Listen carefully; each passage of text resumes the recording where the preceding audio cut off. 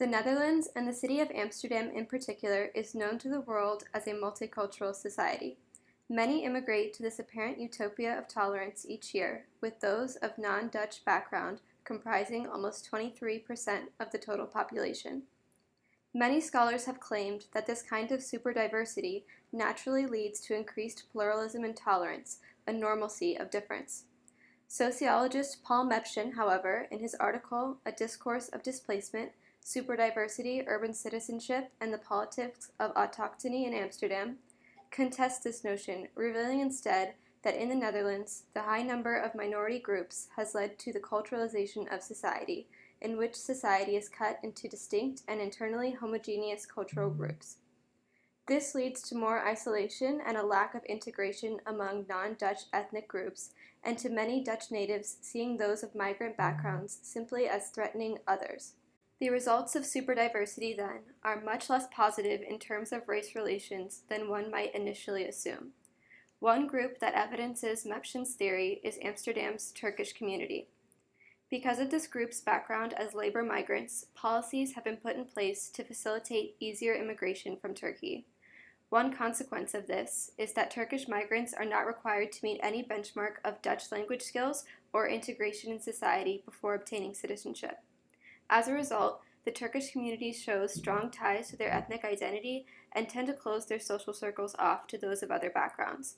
Additionally, Turks in Amsterdam have less education, face a more disadvantaged place in the labor market, and are less likely to speak fluent Dutch than other groups. Be aware that is in this area, especially in Southeast, a lot of children don't speak Dutch at home. That isn't a problem if they speak properly Dutch.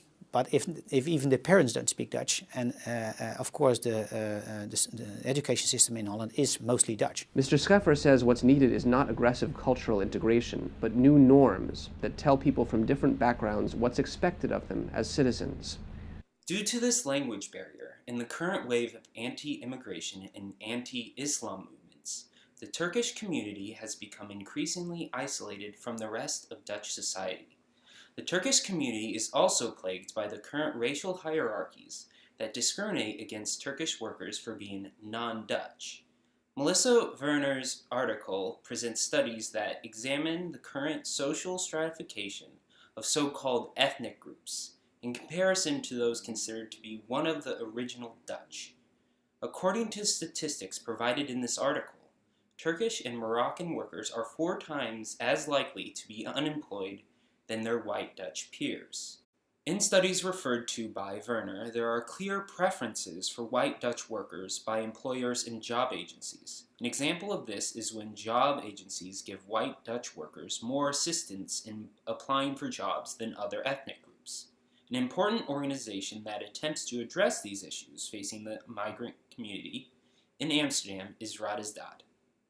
Can you talk a little bit about how the organization grew from its origins? Yes. Orslem, the founder of the organization, started, I guess, 15 years ago, volunteering in our neighborhood and helping people with their financial problems.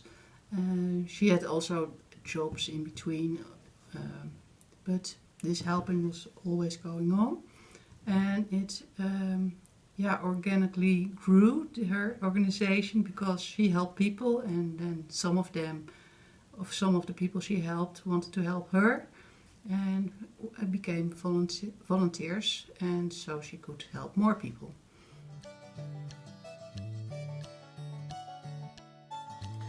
Nou, we hebben tot nu toe 30% van stadsdeel West bereikt. En ons doel is natuurlijk meer mensen bereiken. Meer mensen die in de armoede leven, die financieel niet zelfredzaam is. Om die te ondersteunen op laagdrempelig niveau. En om dat te krijgen of te creëren, hebben wij natuurlijk financiële middelen nodig. Where does the foundation get financial support from? It is a young foundation, and we work only with volunteers. But we have gotten a fund or funds from the insurance company, so a commercial party or organization. And now we are waiting for if we can get also funds or subsidy from the community government. So we are in a process with them at the moment. According to the founder of Radizdat, Turkish individuals have a difficult time trusting the Dutch government. In fact, they prefer Turkish volunteers as opposed to Dutch volunteers due to their close and isolated cultural community. While gaining additional resources from the government could financially benefit Radizdat, it is possible that the organization could lose the trust of its clients if they were to become more closely affiliated with the government. How would the foundation like to move forward in the future? The foundation is mainly busy at the moment with Turkish people, but actually we want to be an organization for all people who are living in Amsterdam and having needing and helping hand with their financial situation. So we actually want to be more open. All right. And I was already telling, we also want to start with this Dutch course, Dutch language course. That's new. Despite the organization's goal to expand beyond the Turkish community of West Amsterdam, there are reasons Radizdat is particularly well suited to addressing the needs of Turkish immigrants.